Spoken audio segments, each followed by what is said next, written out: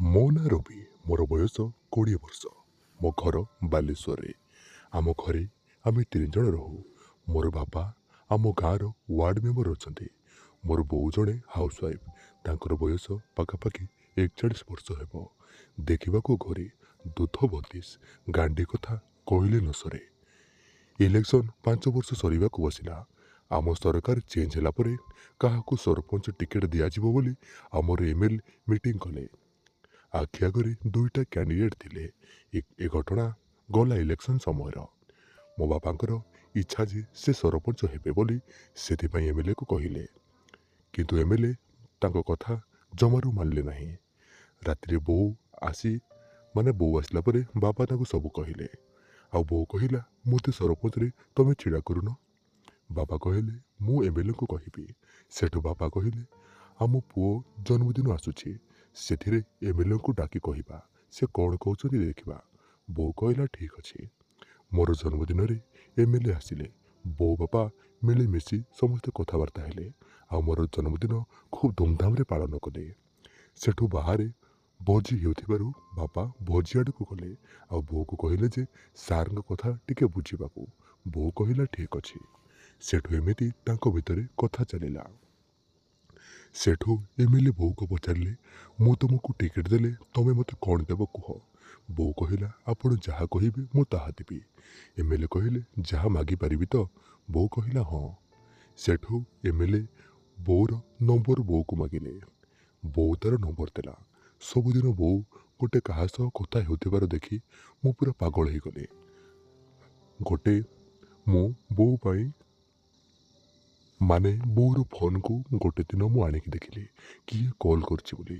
ଦେଖିଲା ବେଳକୁ MLA। ସେଠୁ ମୁଁ ଅଟୋ ରେକର୍ଡ଼ିଂ ଅନ୍ କରିଥିଲି। ତା ପରଦିନ ମୋବାଇଲ୍ ଆଣି ମୁଁ ଶୁଣିଲି ସେମାନେ କ'ଣ କଥା ହେଉଛନ୍ତି। MLA କହୁଛନ୍ତି, ବୋଉକୁ କହୁଛନ୍ତି, ତମେ ଭାରି ସୁନ୍ଦରୀ। ତମେ କାଲି ଯେଉଁ ଫଟୋ ହ୍ୱାଟ୍ସଆପ୍ କରିଥିଲ ପୁରା ହଟ୍ ଫଟୋ ଲାଗୁଥିଲା। ତୁମର ଦୁଧ ଯାହା ହୋଇଛି ନା, ଦେଖିକି ରହି ହେଉନି। ଏତିକି ଶୁଣି ମୁଁ ରେକର୍ଡ଼ିଂକୁ ଷ୍ଟପ୍ କରି ମୁଁ ଶୁଣିକି ପୁରା କାବା ହୋଇଗଲି।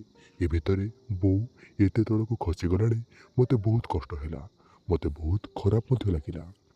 ମୋ ବୋଉ ବାପାଙ୍କର କ'ଣ ସବୁ କରୁଛି, ଛି। ସେଠୁ ମୁଁ ଆଉ ରେକର୍ଡ଼ିଂ ଶୁଣି ବୋଉକୁ କହିଲି, ଯଦି ଆପଣ ରହିପାରୁନାହାନ୍ତି ଆସୁନାହାନ୍ତି। ବୋଉ MLAଙ୍କୁ କହିଲା। ତାପରେ MLA ବାବୁ ବୋଉକୁ କହିଲେ, ଏବେ ଯେଉଁ ଟିକେଟ୍ ପାଇଁ କେତେ ଟେନସନ୍ କୁହନି। ହଉ ତାହେଲେ କାଲି ତମେ ମୋ ଫାର୍ମ ହାଉସ୍କୁ ଆସୁନ। ବୋଉ କହିଲା, କେମିତି ଯିବି? MLA କହିଲେ, ନାରାୟଣଙ୍କୁ ଫୋନ୍ କରି କହିଦେବି ଯେ ଆମର ମିଟିଂ ଅଛି। ତମର ୱାଇଫ୍ଙ୍କୁ ସାଙ୍ଗରେ ଆସି ତମକୁ ନେଇକି ଆସିବାକୁ ପଡ଼ିବ। ନାରାୟଣ ହେଉଛି ବାପାଙ୍କର ନାଁ। ସେଠୁ ମୋ ମନରେ ବୋଉକୁ ନେଇକି ଗୋଟେ ଅଲଗା ଚିନ୍ତାଧାରା ଆସିଲା। ମୁଁ କାମନା ବାସ୍ନାରେ ପୁରା ଭରି ରହିଲି। ସେଠୁ ବୋଉର ଭ୍ୟାଣ୍ଟି ବ୍ୟାଗ୍ରେ ମୁଁ ବଗ୍ କ୍ୟାମେରା ଆଣିକି ଲଗେଇଲି। ମୋବାଇଲର ୱାଇଫାଇ ସହ ମୁଁ କନେକ୍ଟ କରିଦେଲି। ସେ MLA ତାଙ୍କ କାର୍ ଉଠେଇଲେ। ବୋଉ କଲା, ମୁଁ ଦେଖୁଥାଏ ମୋର ମୋବାଇଲ ଫୋନ୍ରେ। ସେଠୁ ମୁଁ ଦେଖିଲି ତାଙ୍କର ଫାର୍ମ ହାଉସ୍ରେ MLA ଗୋଟେ ଚଡ଼ି ପିନ୍ଧି ମାଲ୍ ପିଉଛନ୍ତି। ବୋଉକୁ ଦେଖି ସିଧା ବୋଉକୁ ଯାଇ କୁଣ୍ଢେଇ ପକାଇଲେ। ବୋଉ କହିଲା, ସାର୍ ରୁହନ୍ତୁ, ମୁଁ କୁଆଡ଼େ ପଳାଉଛି କି? ଆଜି ଗୋଟେ ଦିନ ଆପଣଙ୍କ ପାଖରେ ରହିବି, ଯାହା ଇଚ୍ଛା ତାହା କରିବେ। ସେଠୁ MLA ବୋଉକୁ ଟିକେ ଗେଲ କଲେ। ତାପରେ ବୋଉକୁ ଟୋଟାଲ୍ ଲଙ୍ଗଳା କରିଲେ। MLA ତାଙ୍କର ଚଡ଼ି ଖୋଲିଲେ। MLAଙ୍କର ବାଣ୍ଡ ଦେଖି ବୋଉ ପୁରା ହାତରେ ଧରି ପକାଇଲା। କହିଲା, ଏତେ ବଡ଼ ଆଉ ଏତେ ମୋଟା କେମିତି ହୋଇଛି? ସେଠୁ MLA କହିଲେ, ମୋର ବାଣ୍ଡ ତମ ପାଟିରେ ନିଅ। ବୋଉ କହିଲା, ମୁଁ ଆଗରୁ ଏମିତି କେବେ କରିନି। MLA କହିଲେ, ଏବେ ଏହାକୁ ଅଭ୍ୟାସ କରିବାକୁ ପଡ଼ିବ। ତାପରେ MLA କହିଲେ, ଦେଖ ତମେ ଟିକେ ମୋତେ ପ୍ଲିଜ୍ ଖୁସି କରିଦିଅ। ସେଠୁ ବୋଉ ତାଙ୍କର ବାଣ୍ଡକୁ ପାଟିରେ ପୁରେଇଲା। ପ୍ରଥମ ଥର ନେଲାରୁ ବୋଉ ପାଟିରେ ବାଣ୍ଡକୁ ପୁରେଇଲା ବୋଲି ବୋଉ ବାନ୍ତି କରିଦେଲା।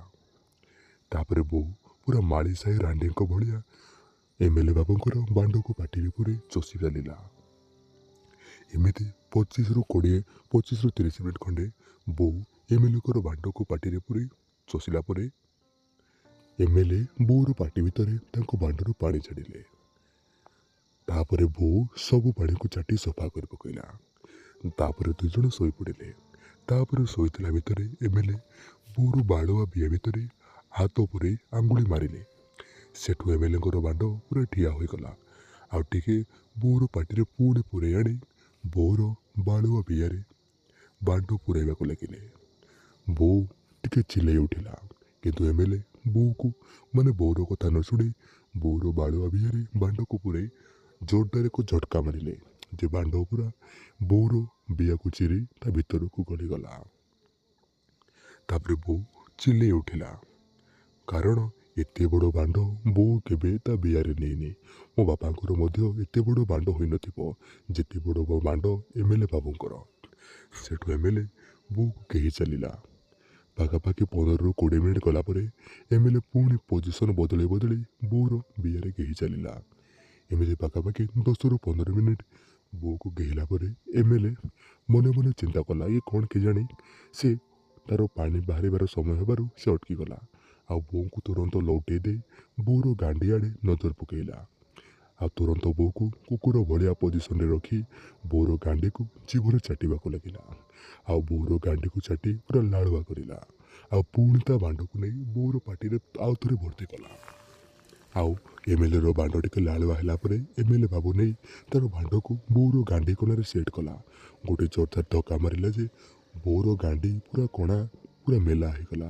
ଗାଣ୍ଡିକୁ ଚିରି ବାଣ୍ଡ ପୁରା ଗାଣ୍ଡିର ଶେଷ ପର୍ଯ୍ୟନ୍ତ ବାଜିଲା। ବୋଉ ପୁରା ଜୋରରେ ଚିଲେଇ ଉଠିଲା, କିନ୍ତୁ ଏମଏଲଏ ବାବୁ ବୋଉର କଥାକୁ ନ ଶୁଣି ବୋଉର ଗାଣ୍ଡିରେ ଥାପଡ଼ା ମାରି ମାରି ଦୁଧକୁ ଚିପି ଚିପି ବୋଉକୁ ଗେହି ଚାଲିଲେ। ପାଖାପାଖି 20ରୁ 25 ମିନିଟ୍ ବୋଉର ଗାଣ୍ଡିରେ ଏମଏଲଏଙ୍କର ବାଣ୍ଡ ପଶି ସେ ଏମଏଲଏ ବାବୁ ବୋଉକୁ ଗେହି ଚାଲିଲେ। ଆଉ 15ରୁ 20 ମିନିଟ୍ ଗେହିଲା ପରେ ଲାଗିଲା ଏମଏଲଏଙ୍କର ପାଣି ବାହାରିବ। ତାପରେ ଏମଏଲଏ ବାବୁ ଅଧା ପାଣିକୁ ବୋଉର ଗାଣ୍ଡିରେ ଛାଡ଼ିଲେ। ଆଉ ଅଧା ପାଣିକୁ ଆଣି ବୋଉର ପାଟି ଭିତରେ ବାଣ୍ଡ ପୁରେଇ ସବୁ ପାଣିକୁ ବୋଉକୁ ଜବରଦସ୍ତି ପିଇ ଦେଲେ। ତାପରେ ସେ ଦୁଇଜଣ ପଛା ପଛି ହୋଇ କିଛି ସମୟ ରେଷ୍ଟ କରିଲେ। ଏମିତି ଏମଏଲଏ ବୋଉକୁ କେହି ନିଜର ମନ ଶାନ୍ତି କଲେ ଏବଂ ବୋଉର ମଧ୍ୟ ବିଆକୁ ଶାନ୍ତି କଲେ ଆଉ ଥଣ୍ଡା କଲେ। ଏଇ ଭିତରେ ମୁଁ ଏଇ ଭିଡ଼ିଓ ଦେଖି ଏଇ ସିନ୍ ଦେଖି ମୁଁ ମୋର ବାଣ୍ଡକୁ ବାହାର କରି 4ରୁ 5 ଥର ହଲେଇ ହଲେଇ ମୋର ପାଣିକୁ ମୁଁ ବାହାର କରିସାରିଲିଣି। ଏମିତି ଏମଏଲଏ ଆଉ ବୋଉ ଦୁଇଜଣ ଯାକ ପାଖାପାଖି ବହୁତ ସମୟ ପର୍ଯ୍ୟନ୍ତ ଘିଆଘି ହେଲେ। ରାତିରେ ବୋଉ ଘରକୁ ଫେରିଲା।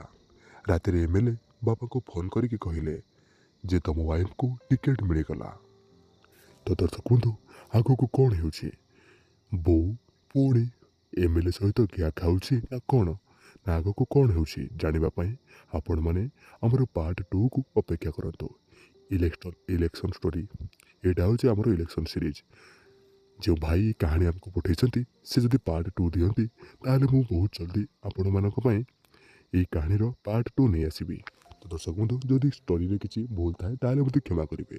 ଖାସ୍ କରି ମୁଁ ସେଇ ଭାଇଙ୍କୁ ଅନୁରୋଧ କରୁଛି ଯେଉଁ ଭାଇ ଆମକୁ ଏ କାହାଣୀ ପଠାଇଛନ୍ତି।